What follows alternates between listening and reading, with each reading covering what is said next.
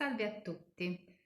In questo video vi parlerò dell'opposizione dei Veneti all'Austria nel periodo che va dal 1859 al 1866. Già prima del 1859 i Veneti avevano dimostrato in vario modo la loro opposizione al dominio austriaco, con manifestazioni sporadiche o di carattere individuale. Quello che cambia dal 59 in poi è il fatto che questa opposizione diventa un'opposizione organizzata, ampia, diffusa e capillare su tutto il territorio veneto. Infatti si costituiscono, proprio a partire dal 1859, dei comitati segreti nazionali, facenti capo al Comitato Nazionale di Venezia, che al di là del nome non aveva sede a Venezia ma aveva sede a Padova ed era guidato da Ferdinando Coletti. Coletti era in stretto contatto con Alberto Cavalletto, che era il segretario del Comitato Politico Centrale Veneto di Torino. Quindi tra dentro e fuori il Veneto c'era questo contatto continuo con informazioni che Coletti raccoglieva dai vari comitati provinciali e poi appunto distribuiva, cioè faceva arrivare al Comitato Politico Centrale Veneto di Torino e con direttive anche che il Comitato di Torino inviava all'interno del Veneto. Questi comitati segreti nazionali erano costituiti da patriotti che si possono definire di orientamento moderato e che mettono in atto quella che viene definita resistenza passiva. Cosa vuol dire? Vuol dire che questi patrioti ritenevano impossibile che i veneti prendessero in mano le armi e insorgessero contro il governo austriaco come era successo nel 1848, perché una rivolta di questo tipo sarebbe stata immediatamente repressa. Quindi era necessario aspettare una guerra regolare del Regno d'Italia contro l'Austria, come era successo nel 1859, solo allora sarebbe stato possibile un'opposizione armata all'Austria. Però nel frattempo viene messa in atto appunto questa forma di resistenza passiva che si può considerare come un'opposizione al dominio austriaco capillare e continua in ogni aspetto della vita civile, della vita sociale o anche della vita politica. Questa forma appunto di opposizione si esprime in diverse maniere e tutte queste diverse maniere in realtà poi comportavano degli effettivi rischi anche di essere arrestati. C'erano i modi più semplici, già diffusi anche in precedenza, le classiche scritte sui muri di morte all'Austria, viva l'Italia, la morte ai tedeschi o Viva Verdi, che era l'acronimo, come sappiamo, per indicare Viva Vittorio Emanuele, Re d'Italia. Poi venivano ad esempio diffuse nei paesi delle poesie di carattere politico, quindi filo-italiane, contrarie invece all'Austria. Ad esempio, durante la guerra del 1859, sui cancelli della chiesa di San Gaetano a Vicenza vengono attaccati questi versi. O glorioso San Gaetano, i francesi se a Milan, vu che sì solo la provvidenza, fe che vegna anche a Vicenza. E ecco, versi o poesie di questo tipo poi venivano diffuse oppure appunto scritte su questi fogliettini che venivano appesi di qua e di là. Vi erano poi canzoni considerate appunto rivoluzionarie o nei documenti dell'epoca, nei documenti austriaci, si leggono che vengono riferite di grida sediziose. Cos'erano queste grida sediziose? Sostanzialmente bastava urlare, magari anche in preda ai fulmini dell'alcol, viva Garibaldi, viva l'Italia, viva Vittorio Emanuele II, bastava questo appunto per essere subito segnalati ed arrestati. Bastava anche semplicemente mostrare il tricolore, la bandiera italiana per essere arrestati. E in effetti i veneti utilizzano il tricolore nei modi diciamo più bizzarri, non soltanto diffondendolo di qua e di là, però ad esempio a Venezia vengono attaccati alle zampe dei piccioni in piazza San Marco delle fascette tricolori e abbiamo quindi questi piccioni che zampettano per tutta la piazza col tricolore attaccato e con i gendarmi austriaci che cercano invano di acchiapparli. A Padova erano gli studenti che a volte coloravano direttamente dei tre colori questi poveri piccioni, oppure lanciavano delle uova colorate sul portone dell'università, sempre colorate ovviamente con la vernice bianca, verde e rossa. Ma c'erano poi dei modi anche più, diciamo, blandi, più nascosti, per così dire, per manifestare la propria italianità. Anche particolari modi di vestire, ad esempio portare i cosiddetti cappelli alla Cavour o i cappelli alla Garibaldi, cioè cappelli uguali appunto a quelli che si erano visti in testa a questi due personaggi. Tanto che a Treviso, alla fine del 1859, vengono convocati i cappellai e si intima loro di disfarsi di tutti questi cappelli sovversivi. C'era poi un particolare modo di vestire che era definito un modo di vestire all'italiana. Consisteva in pantaloni lunghi di velluto nero, una giubba di velluto, un mantello nero e poi il classico cappello all'Ernani, che era un cappello a larghe tese con una fibbia sul davanti e una piuma. I giovani, oltre a questo modo di vestire, portavano anche la cosiddetta moschetta al mento, cioè la barbetta, già quello era un segnale di italianità. E poi c'erano ad esempio delle spille o dei bottoni, degli anelli che raffiguravano Vittorio Emanuele II oppure che raffiguravano Garibaldi.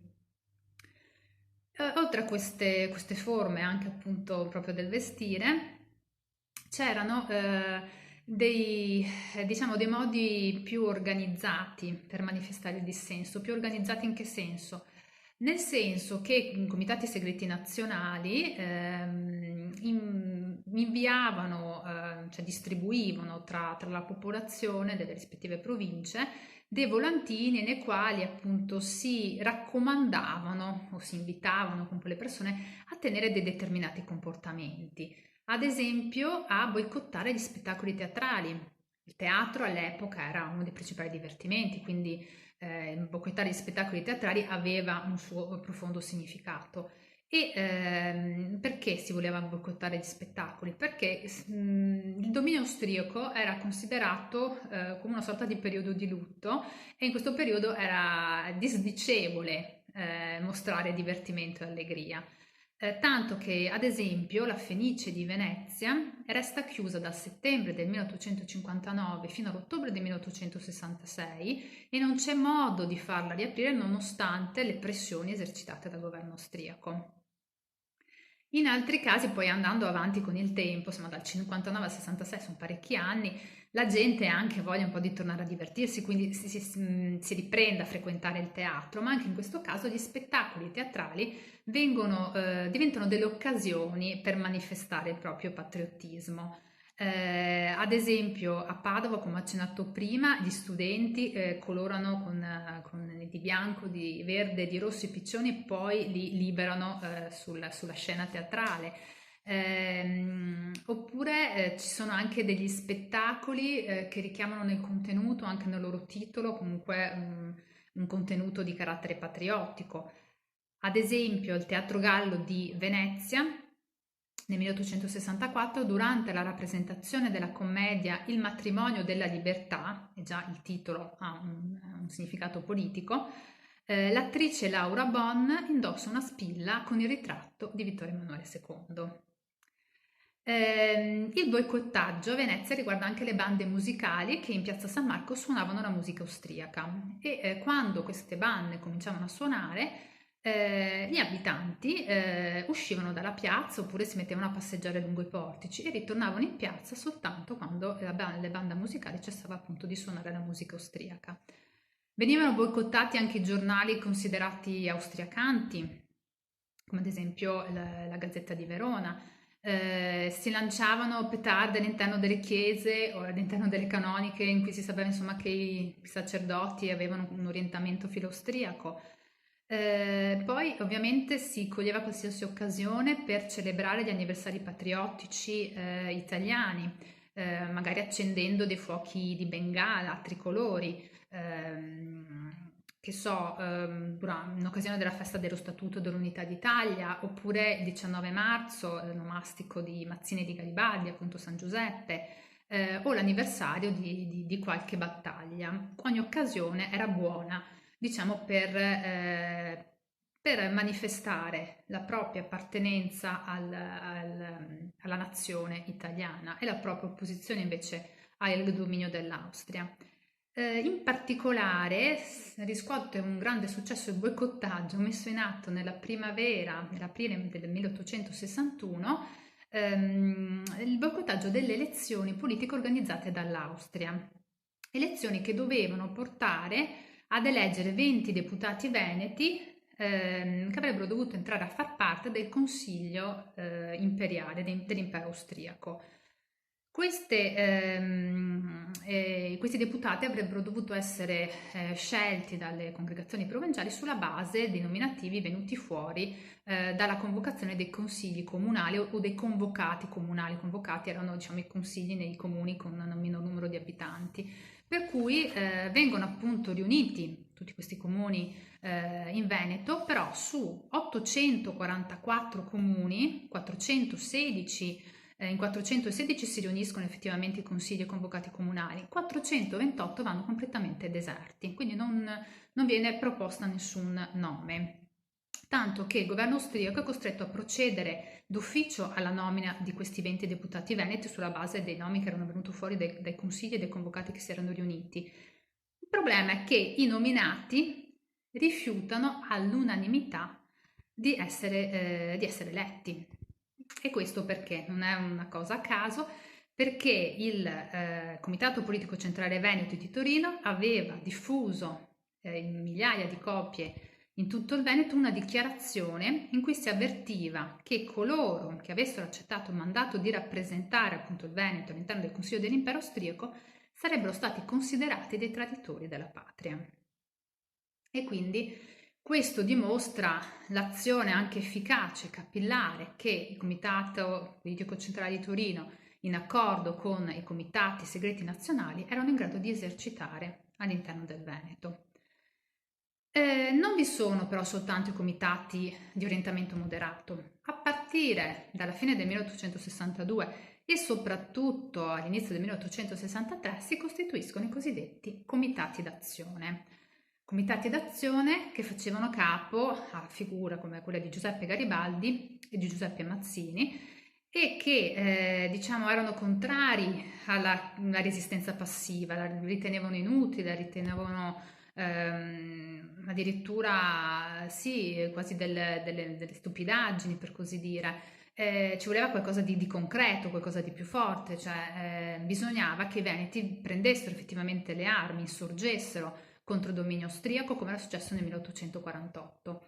E il piano era quello stabilito da Mazzini, ossia insurrezione all'interno del Veneto, arrivo dei volontari guidati magari dallo stesso Giuseppe Garibaldi, che in realtà per questi tentativi insurrezionali presta più il suo nome che non la sua opera effettiva, e infine l'intervento dell'esercito italiano, cioè si voleva forzare la mano al Regno d'Italia perché questa famosa guerra contro l'Austria che si attendeva ormai dal 1859 non arrivava mai, quindi si vuole forzare la mano tramite un tentativo insurrezionale, avrebbe dovuto costituire la scusa per consentire al Regno d'Italia di muovere finalmente questa guerra.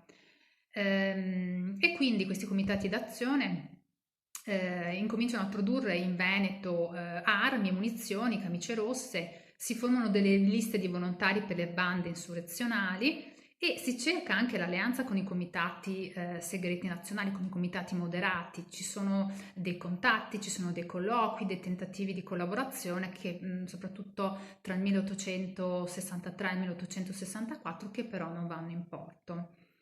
E nonostante questo, i comitati d'azione, nonostante comunque la mancanza di armi, di munizioni e anche di denaro, decidono ugualmente, il gruppo del Friuli perlomeno, decide ugualmente di dare via a questa insurrezione a metà ottobre del 1864.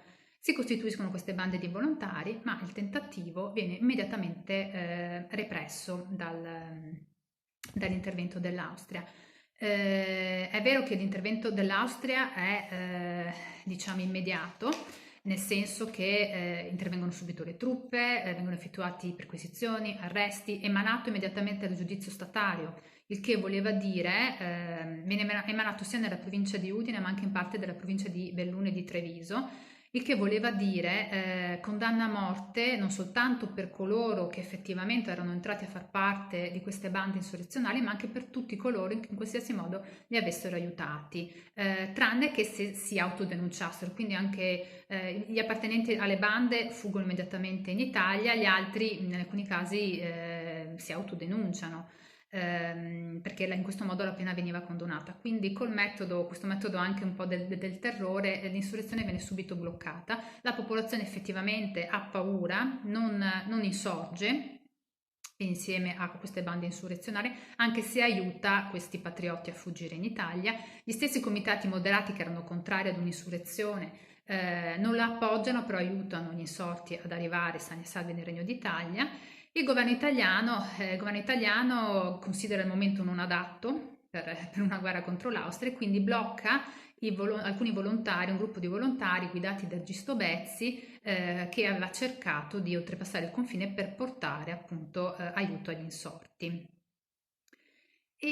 Nonostante questo fallimento, nel 1865 i comitati d'azione continuano nella loro opera di preparazione di un'eventuale futura insurrezione e i comitati moderati continuano invece nella loro azione dimostrativa contro il dominio austriaco fino alla fine del 1865, inizio 1866, quando sembra esserci un periodo di strana e relativa tranquillità. Questo perché incominciano a girare voci di un possibile conflitto, questa volta sembra concreta la possibilità di un conflitto contro l'Austria, quindi sono tutti in attesa e poi nel momento in cui scoppia finalmente la guerra, la terza guerra di indipendenza, la guerra del 1866, comitati d'azione e comitati segreti nazionali si alleano finalmente concordi per collaborare insieme, tanto che all'interno del Veneto appunto si costituiscono delle bande armate in Cadore e in Friuli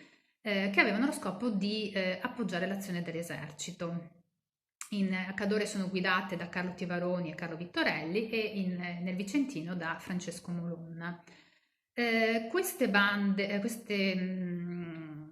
queste bande armate, questo gruppo di volontari, in realtà dal punto di vista del governo italiano avevano uno scopo puramente dimostrativo, cioè più che appoggiare l'azione dell'esercito italiano dovevano dimostrare che i veneti volevano liberarsi dal dominio austriaco. Quindi di fatto non vengono armati in maniera adeguata, non vengono equipaggiate, vengono lasciate inattive, però sono comunque importanti perché accorrono ad iscriversi a queste bande armate, a questi gruppi di volontari, accorrono effettivamente numerosi giovani appartenenti soprattutto ai ceti popolari urbani e tanto che coloro che si presentano all'arruolamento sono molti di più di quelli che poi vengono effettivamente accettati, alcuni vengono scartati per difetti fisici, altri sono molto giovani e i genitori se li vengono a riprendere. In altri casi l'arruolamento dura soltanto 2 o 3 giorni per cui molti poi rimangono esclusi. E non è un caso perché ad esempio per quanto riguarda Vicenza, Molon parlava addirittura di una disponibilità di 6.000 volontari, ma è lo stesso governo italiano che non vuole così tanti volontari, in parte per una ragione logistica, bisognava armarli, bisognava equipaggiarli e già si fa fatica a equipaggiare, ad armare quei 500-600 insomma, che si costituiscono sia in Cadore che nel Vicentino e poi si temeva di non riuscire a controllarli, insomma volontari in camicia rossa, c'era un po' questa idea comunque di una possibile difficoltà poi effettivamente di tenerli sotto controllo. Però appunto al di là del loro utilizzo è importante il costituirsi di queste bande armate, l'accorrere di molti giovani, soprattutto tenendo in considerazione che molti erano già prima dello scoppio della guerra, avevano già attraversato il confine per arruolarsi invece nell'esercito italiano oppure tra i volontari di Garibaldi. Tutto questo per dimostrare, e questo sta a dimostrare in effetti che In Veneto c'è una forte mobilitazione negli anni tra 59 e 66 contro il governo austriaco, una mobilitazione interna, una mobilitazione esterna nella forma poi appunto del volontariato militare. Per cui ho parlato io prima di resistenza passiva per indicare questa forma di opposizione, ma in realtà proprio la resistenza passiva dimostra che i Veneti, nel periodo che precede appunto l'unione del Veneto e il resto d'Italia, sono tutt'altro che passivi.